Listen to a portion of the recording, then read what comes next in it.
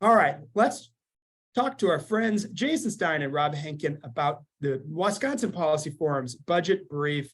We're excited to hear what this year's budget has that is going to be deliberated next week by the City Council. It's already gone through the Finance Committee, and next week the City Council, over 3 days, I think it's Monday, Tuesday, Wednesday, or Tuesday, Wednesday, Thursday of next week, will be discussing the budget in the full committee. So Jason Stein, the research director for the Wisconsin Policy Forum, the floor is yours, my friend. Okay, thank you, everybody. Share my screen here. That's that coming through. Okay, let me just start. It looks great. We do see your slide. There we go. Now we got it perfect. Okay. So see many people that I've worked with over the years in attendance here today. So great to see you all. Thanks for being here. So we'll look at how the city is emerging from the pandemic, at least financially, and some of the challenges that are yet to come. Quick word about the Policy Forum. We've been around now for more than 100 years. We are a truly nonpartisan organization that doesn't advocate for or against policies. So not just nonpartisan with our fingers crossed behind our back. And we work with, as a membership-driven organization, we work with groups around the state to produce research about state and local policies. So we have a number of both corporate, nonprofit, and government members, ranging from, companies like Exact Sciences or Johnson Controls to, local governments like the city of Sun Prairie or the Milwaukee Public Schools, as well as nonprofits around the state. We do a number of research reports and topics each year, but a big core part of our work is state and local finance, and that includes look every year at budgets in Milwaukee and Madison, both the school district and local government, as well as every 2 years the state of Wisconsin budget. So that's obviously something that'll be coming up early next year, so look for that. We do, as well as government finance, we look at education, workforce development, and economic development. That includes issues on housing. Here's a chart from a recent brief we did that looked at communities around the state, including Madison, and their disparities in racial disparities in home ownership. As you can see, Madison has smaller disparities in the state as a whole, but larger than some other communities. One last thing that we do that's pretty pertinent to Madison is we've produced several reports on higher education in recent years. That includes Falling Behind, that looked at all our states, universities and technical colleges, but particularly UW-Madison. And then most recently, earlier this year, we had a report, A Little Help, that looked at financial aid trends in the state and how we've been falling behind other states nationally in that regard. Okay, but here's what we're going to talk about today. It's the City of Madison budget. Everything that I have to talk to you about today is based off the mayor's proposal. There obviously have been some amendments to that since then, and we could talk about those briefly, but because we don't have the overall budget documents from the city incorporating those amendments, we're mainly looking at the mayor's proposal today. Hasn't been radical changes to that so far in the council process. So when we look at the city budget, what we focus on first and foremost is the city's general fund. That's the fund that gets the city's main taxes and also pays for the core services like public safety, streets, libraries, that sort of thing. You can see that one thing to know about Madison, which is really different than, say, a community like Milwaukee, is we don't get a lot of state aid. And so how do we finance local services? I mean, primarily through local property taxes. So that is another reason, if you're a resident of Madison, to pay a lot of attention to what happens to our local budget here, because we're not a community where the state or the federal government or somebody else is going to come in and foot the majority of the bill. We are mainly, as people that live here and people that pay property taxes here, we're paying for this ourselves. When you look at the city's overall budget, we came into it in this year come into the 2023 budget process with a $13 million shortfall. That is mainly due to, in the current budget, we're using about $13 million of federal pandemic aid through the American Rescue Plan Act. And so because that's one-time money that we're using this year, it's not available next year. And we've got to replace it as the city in the 2023 budget. So that's sort of the first thing that the mayor's budget has got to accomplish. And then in addition to that, there is ongoing and one-time spending that the mayor has proposed. So then that's also got to be paid for. How does that happen? Well, you can see that first and foremost, the city did have outperform a little bit on the revenues it's expecting. We can talk more about that. The mayor's budget would also reduce the city's subsidy to the Metro Transit Agency by almost $8 million over what it was expected to be in 2023. And then the city is using a big chunk of one-time money that's left over after some tax increment districts in the city close. And so that, you add all that up, and then you throw in some additional one-time revenues from, the American Rescue Plan Act, some reserves in a city insurance fund for employees. And that is essentially how you balance the budget. I mean, sort of the big picture takeaway here, as we look at how we balance the budget under the mayor's proposal, there are a lot of one-time revenue sources. Why is that significant? That does mean that, you know, those dark blue bars, the revenues will have to come up with something in 2024 to replace those, because as one-time revenues, they won't be there to help us down the line. Here's a look at, you know, of the new spending that is happening within the city budget this year under the mayor's proposal. Where would it go? The biggest chunk of it would go to pay raises. Under the mayor's proposal, all employees would get a 2% raise, and there'd be an additional 1% raise for general employees.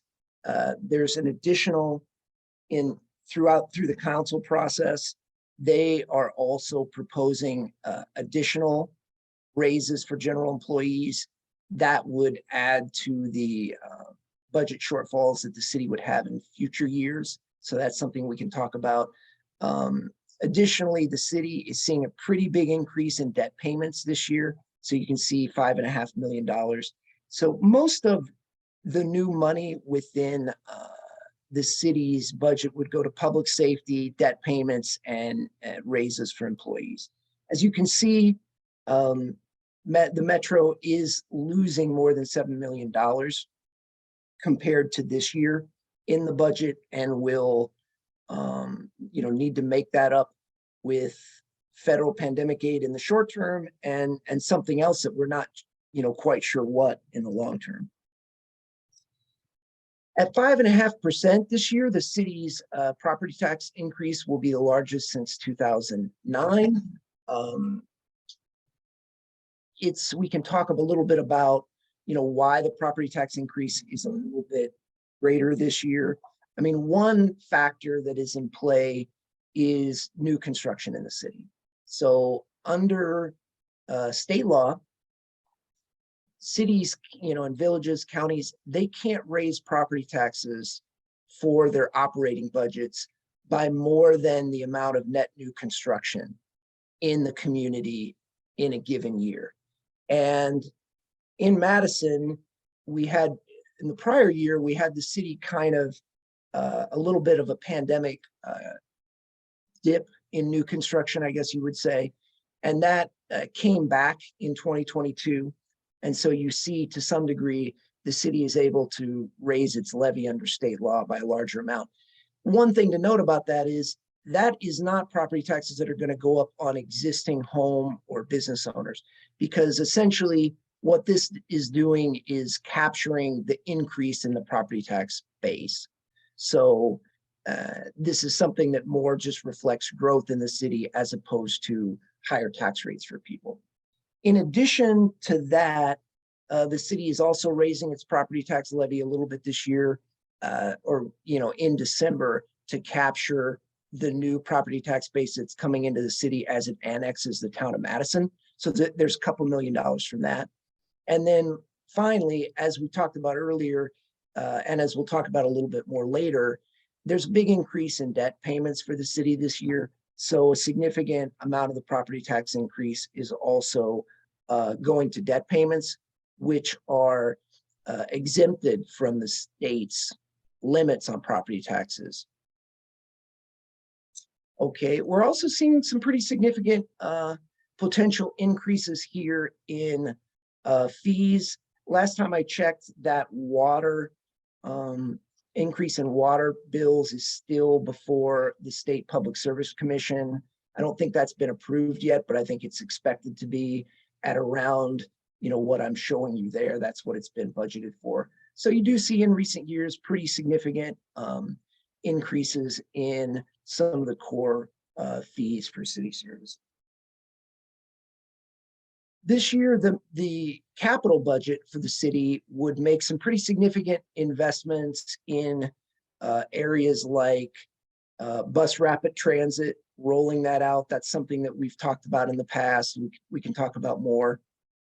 The replacement of the parking garage by city parking garage near State Street, which will be part of a larger development that will include housing units. And there's quite a bit of streets work that is being approved in the capital budget this year. As you can see from the gray bar, a lot of that is being funded by outside sources like federal money for BRT and some private money that's coming in on that parking garage development. But at the same time, you can see from the blue bars that there's going to have to be quite a bit of city borrowing to fund these capital projects. And, there will be a long-term cost to that. Here, you can see some of that long-term cost. So this is actual and projected debt payments that the city would be making as a share of its general fund spending. And what do we see here? It's about expected to be about 17% of the general fund spending in 2023, and then for that amount to rise, fairly notably in the years to come. That's something, this is probably the thing that we watch the most closely out of the city of Madison's budget. Overall, the city of Madison is a prosperous community, has a strong finances as a city, doesn't have a lot of, long-term liabilities like pension or retiree healthcare, but we have had this trowing debt level, which is something to watch because the payments on it can start to crowd out other local services like public safety. Here's something from a brief that we will be putting out in a week or two that looks at debt levels of cities and counties statewide. And here, this is the 3 largest cities in the state. Madison obviously is your light blue community. And you can note that on the left, our per capita debt levels have, even after you adjust them for inflation, risen pretty substantially over the past 20 years. We've gone from being well below Milwaukee and Green Bay to being significantly above both communities in terms of per capita debt. But there is a silver lining for us as a city, and that is our high property values. So when you look at our general obligation debt, which that, by the way, is just that's just the debt that you pledge your tax revenues to repay. That's the debt that is the full faith and credit of the city of Madison standing behind it. You can see that it remains a more modest part of our city's property taxes, or excuse me, property tax values. And so in a sense, we do have this greater ability to repay our debt because of our higher property values. And that does really make a difference in how we compare to other communities. So in some ways on the left, you see just what the cost is to local residents of the debt levels that we have. And on the right, you see, our debt as a share, kind of as a function of our ability to repay it. This chart is looking at the state as a whole, but I thought it kind of shows you the challenges that the city of Madison and really, any local government employer, particularly in a prosperous community, has in terms of attracting and retaining employees. We looked at turnover. We used the data from the state retirement system to look at turnover among public employees in the state. So this is state employees, school district employees, as well as local government employees like those who work for the city of Madison. And what you can see is that, turnover is at an all-time high, was at an all-time high in 2021. And that is really driven not by retirements, which is that dark blue line at the bottom, but other job separations, which would include people leaving to take a new job, take a new job outside government service. And you can see the big uptick that you had in those numbers in 2021. Obviously, as the Fed raises interest rates and you start to see the economy and potentially the job market cool, some of these trends may change in future years, but it's certainly been a concern for local employers. And I think something that is driving the mayor's proposed and the city council's proposed raises for local workers.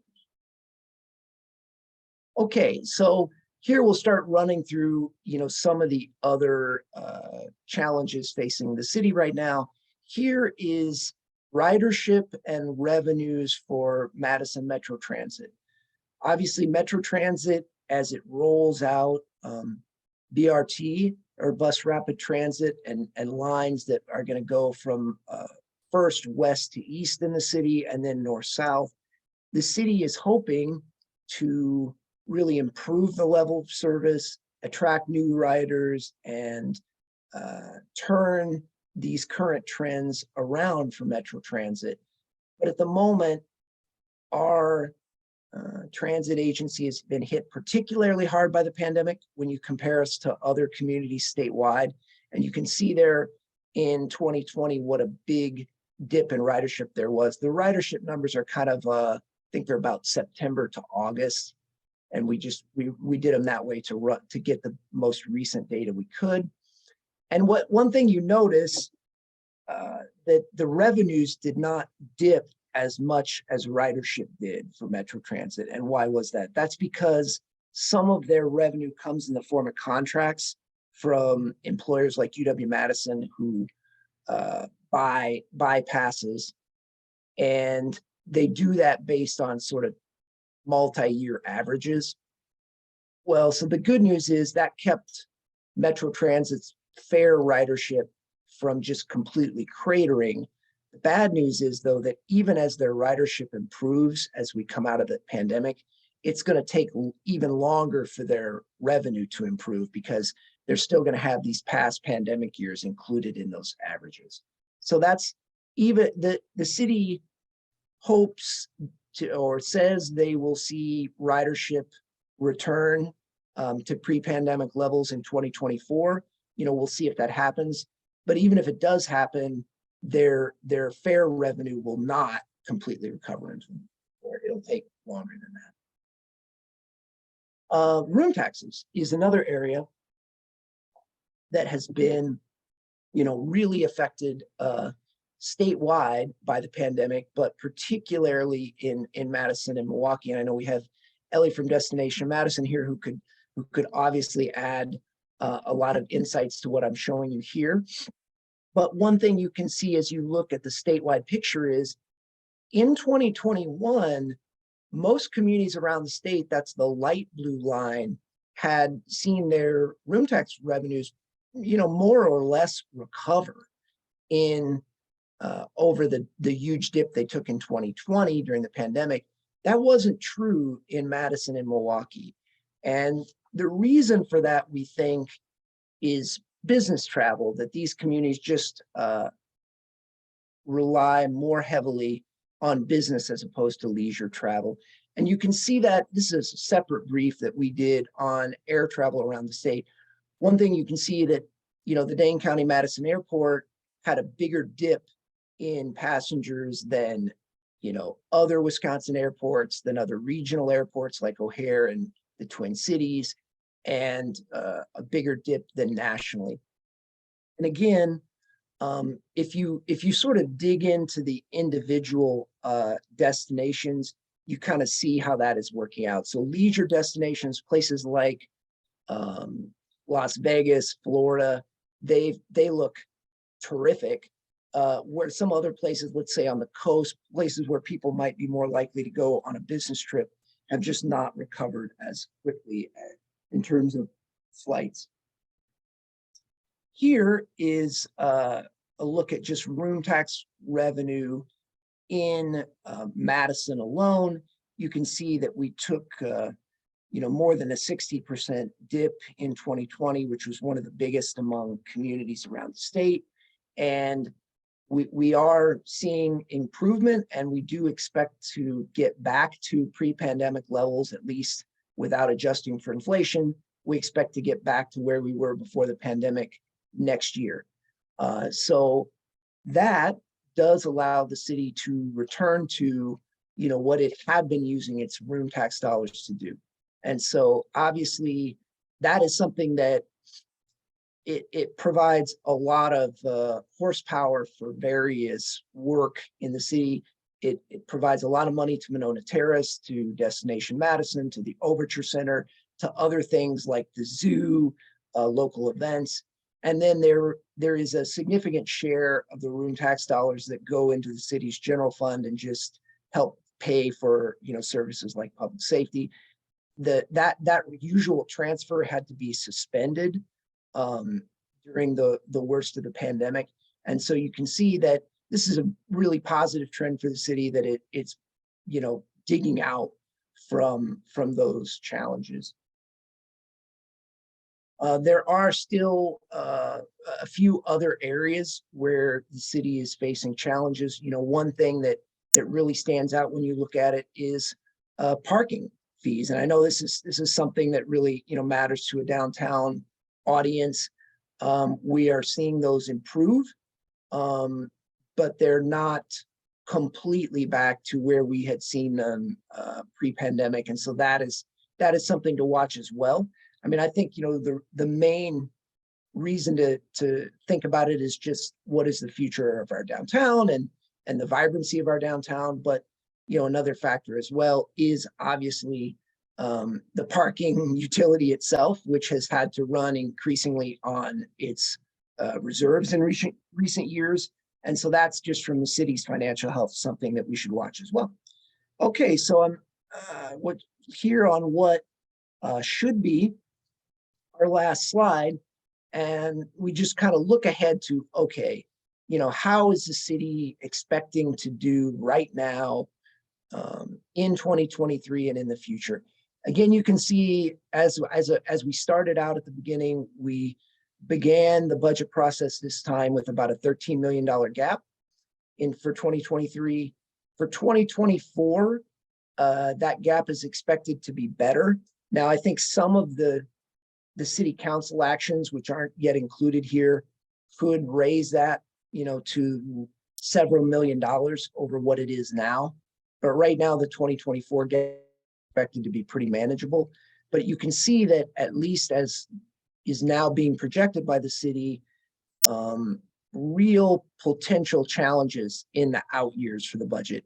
And why is that? I mean, it kind of comes down to what the city is expecting to have in costs, mainly wages as well as capital projects, is, they're not expecting, given the state property tax limits and limits on state aid, they're not expecting those revenues to be able to cover those costs that they're projecting in the out years. So, although we've got quite a bit of recovery and quite a lot to be, I think, pleased about as a city in the last year, there is reason to be watchful about the future and to keep an eye on this. So that is the presentation I had for you.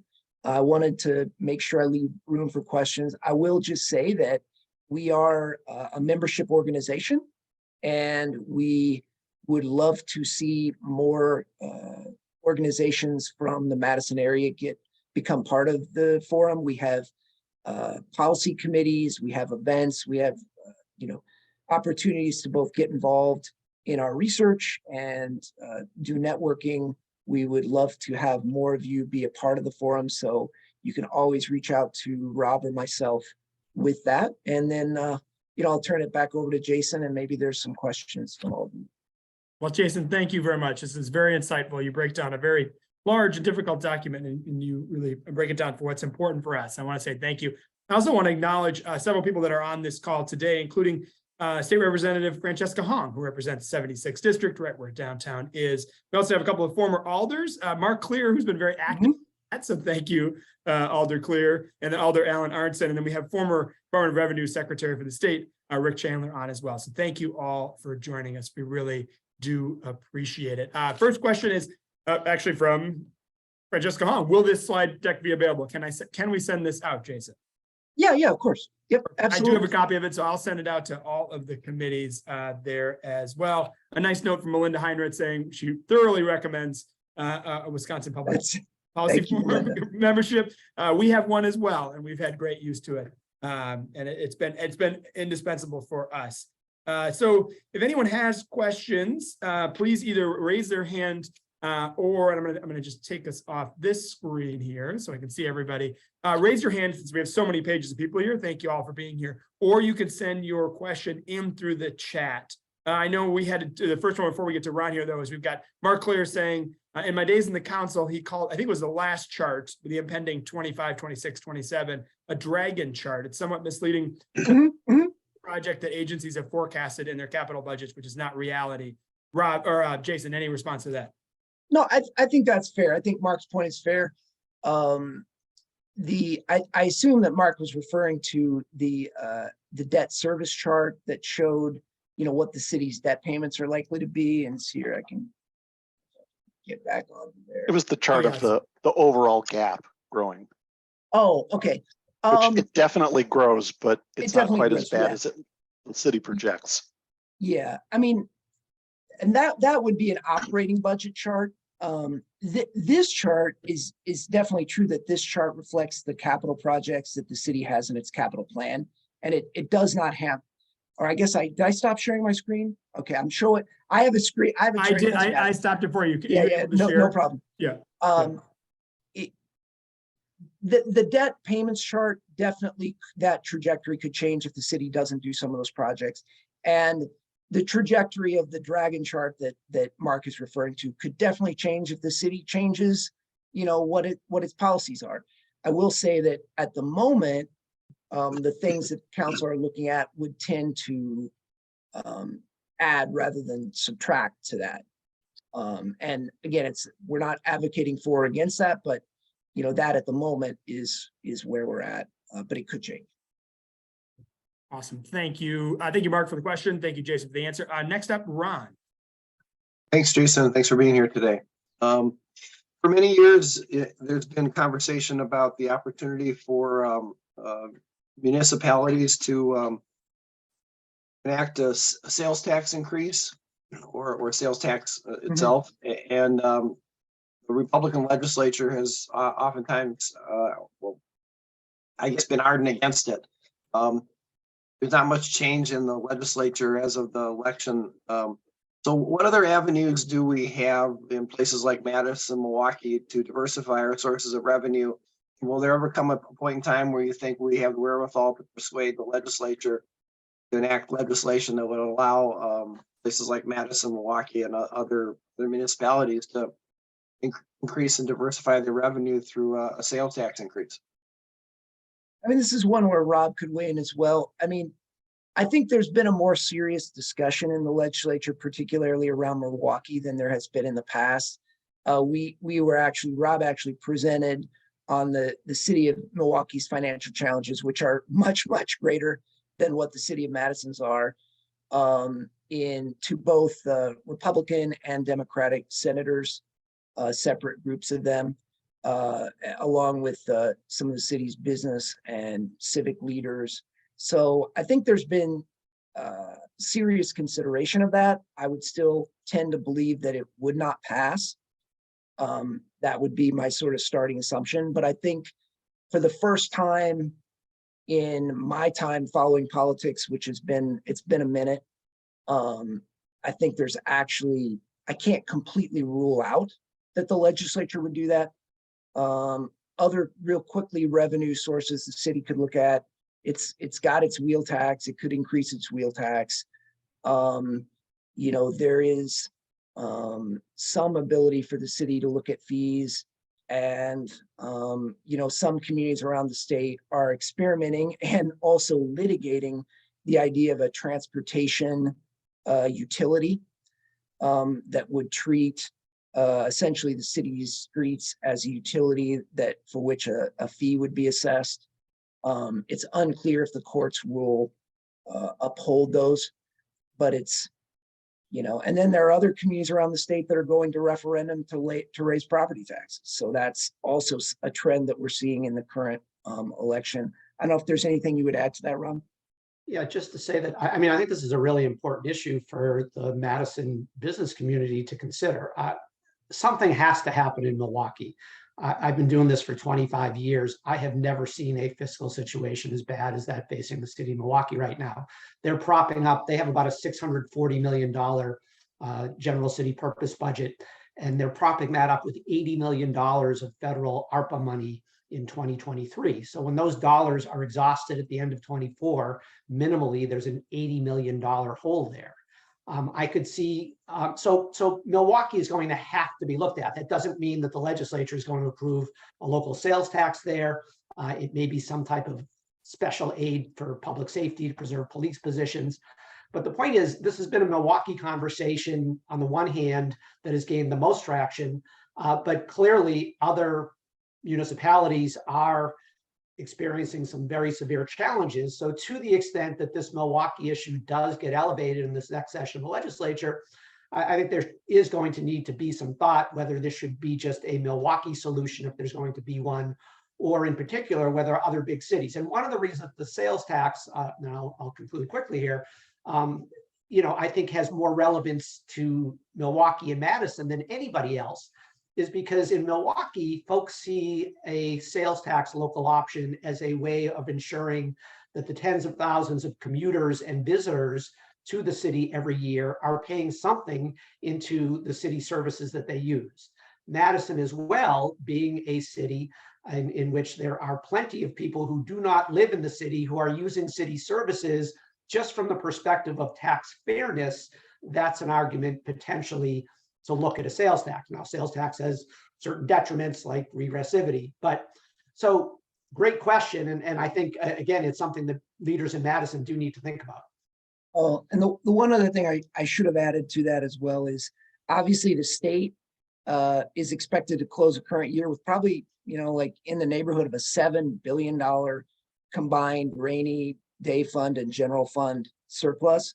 So, does the state have some ability to increase state aid to local communities like Madison, Milwaukee? Yeah, I mean, the state could do that if it chose to do that. Now, politically, I think that's not necessarily that much easier a lift than the sales tax, but maybe a little bit, depending. Excellent. Thank you, Rob. Thank you, Ron, for the question. Thank you, Rob and Jason, for the response. A question now from Nathan Wadier. Jason Stein, you noted a one-time revenue of $6.9 million in TIF district revenue. Did your research happen to project whether the city of Madison has proactively creating and managing districts so similar surpluses are there in the future? That's a great question, Nathan. It's such a great question that I don't have the answer to it. I will say, obviously, the city has seen very, very robust property value increases here in recent years. So that is certainly going to help, lift TIF districts into the black or closer to the black. But we have not tried to project out, potential surpluses. It's a great question. I mean, that's a question I should start talking to Dave Schmidtke, the city finance director, about. Also, by the way, Mark Clear is correct in the chat that if you were alarmed with all the talk about democracy to see the city decreasing spending on the city clerk, There's not reason for alarm. Obviously, 2023, you'll have a spring election, but no fall election. So it's normal that the city would decrease the budget for the clerk. And, I'm sure they'll increase it, substantially in 2024. That's the normal course of events. Excellent. Maybe that's a future topic. The TIF report is a future Wisconsin policy report. You never know. We've talked about it for years. Just a thought. Happy to discuss that. We'll have a chat. We'll have a There you go. chat. Anyone else, please do raise your hand if you have questions. We do have a couple of comments, which may be questions. No, I think there's discussion about, we're talking about RTAs, but I think it was more about the sales tax side of things as well. Any update you're hearing about potential RTAs, maybe to spin it into a question? I'm sorry, regional transit authorities, for those that don't know what RTAs is. Yeah. That's something back when I used to be a capital reporter back in the day, like in the late aughts, we would have lots of, I see Kit smiling about this. We would have lots of spirited discussions at the Capitol about RTAs. Obviously they didn't fare well at that time.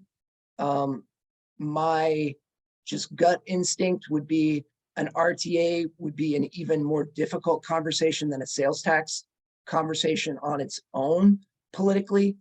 It is certainly a tool that exists and that could be used, but it would require convincing lawmakers that was the right course of action.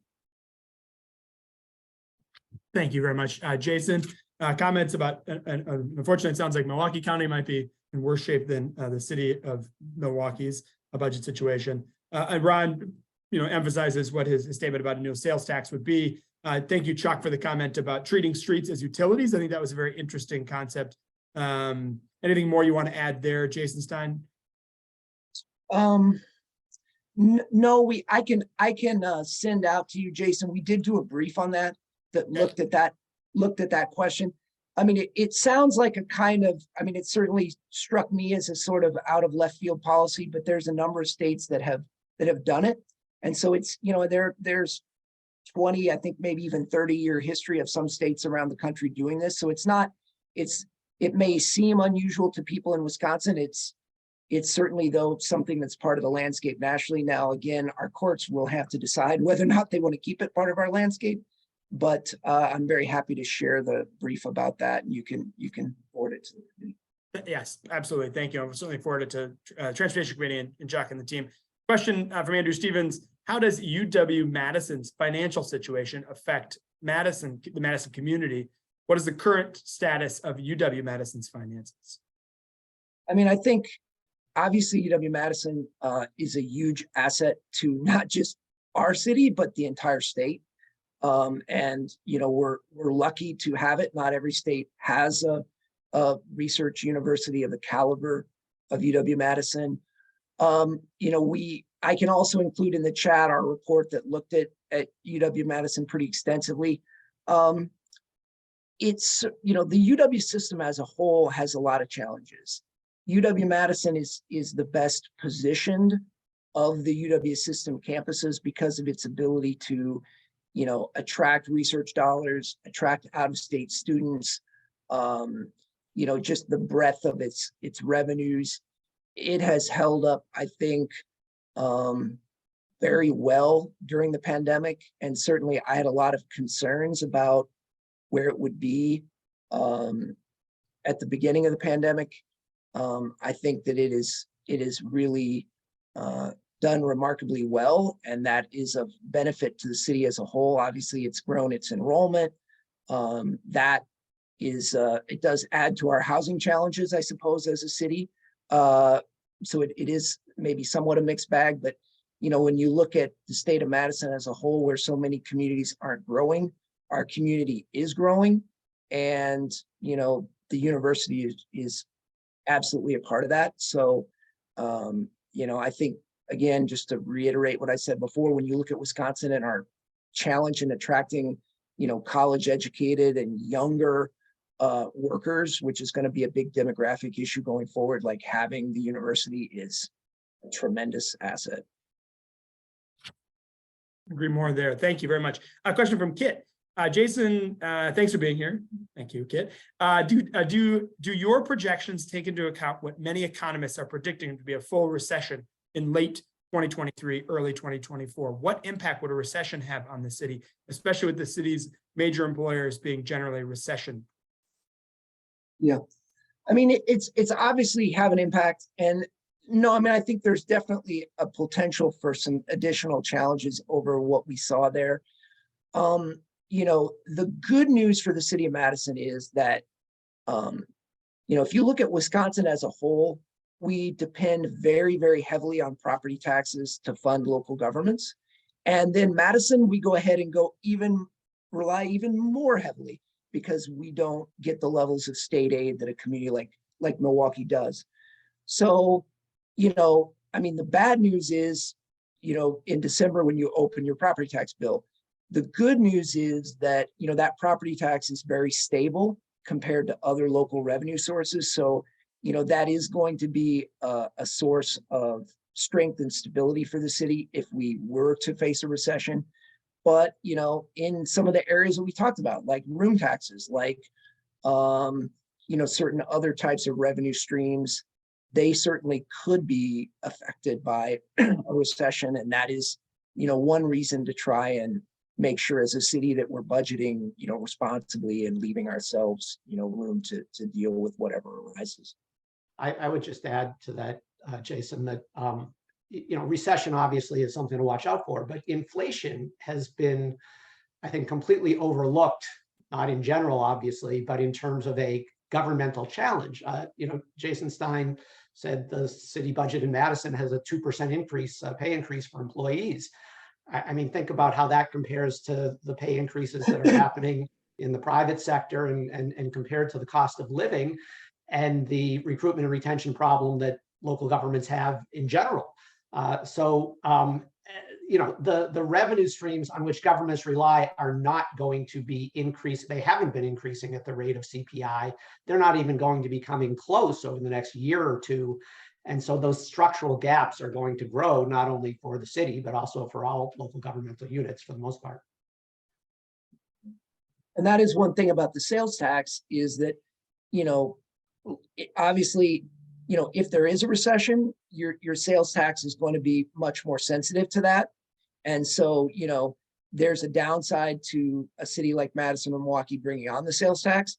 But the other part of it is that, you know, when you have 9% inflation nationally, that sales tax will grow and will, you know, provide some sort of insulation from recession during those sort of go times. So that's the yin and the yang of it for this. Thank you. I think the point that Bill Connors is making too, that as Jason says, Madison is heavily dependent on property taxes, which are more immune to recession. Any other questions in the chat? I don't see any other questions in the chat. Anyone else? If you raise your hand, you have to use the raise hand function because we have so many pages here today. Anyone else? Nathan, do you want to try to zing in the panel one more time? See if we can stump Jason Stein. This could be a fun new game. Stump Jason Stein, a new local game show on the Madison. Sure, I'll take a shot. Perfect. At the risk of making it just a purely economic discussion, but since we're talking about the budget, it seems to make sense.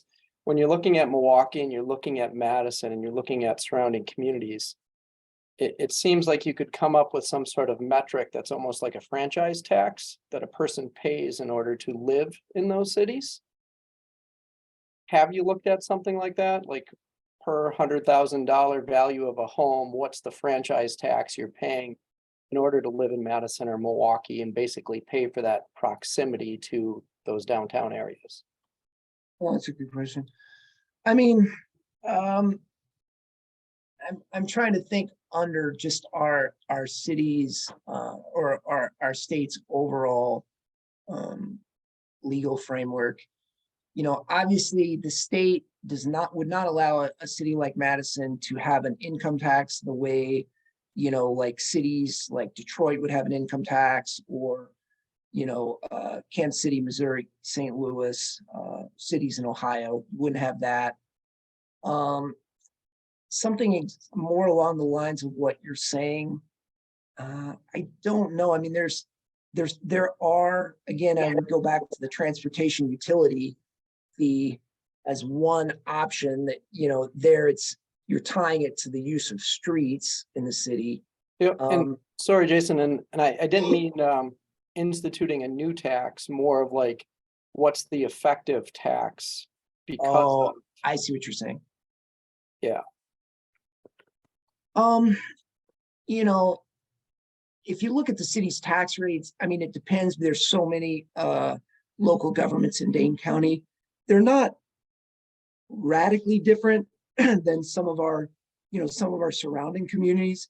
Obviously, we just saw Middleton approve an increase under the levy limit to their local property tax levy. I could get you those numbers, but it's,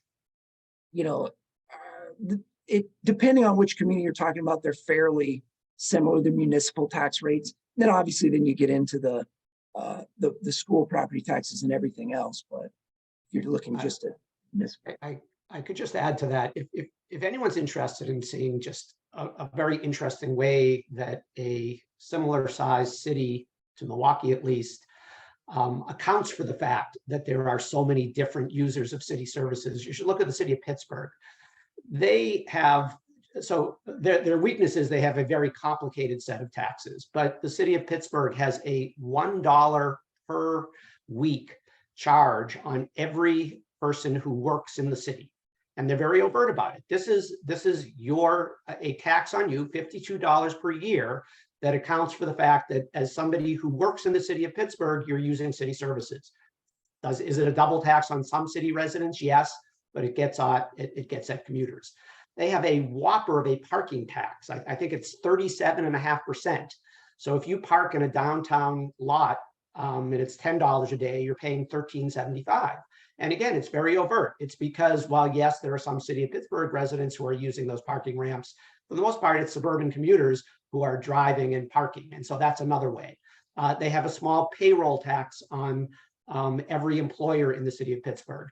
So, and I'm not advocating for any of these, but they are really cognizant of the fact that the city is there for a much broader region and for a much broader base of users than city property owners. And so they have a variety of different methods of taxation to try to get at that.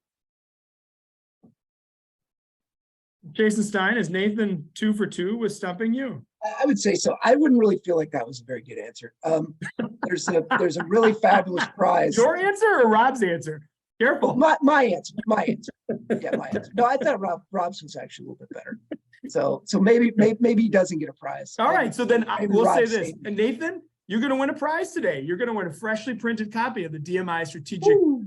If you don't want that, I will give you my tie, which is currently not on my neck. So you can as well. So it's your choice. I'll drop it off at your office later today. So I want to say a huge thank you to the team at the Wisconsin Policy Forum, Jason Stein and your team. I know it takes a team of people to put this together. You have a short window to do all of these budget briefs, but this absolutely elevates the conversation of some very important issues for us here as citizens of Madison, but also as a downtown. Many of the things that you talked about in this document have direct impact on the live, work, and play here in downtown Madison. Rob Henkin, thank you as well for joining us.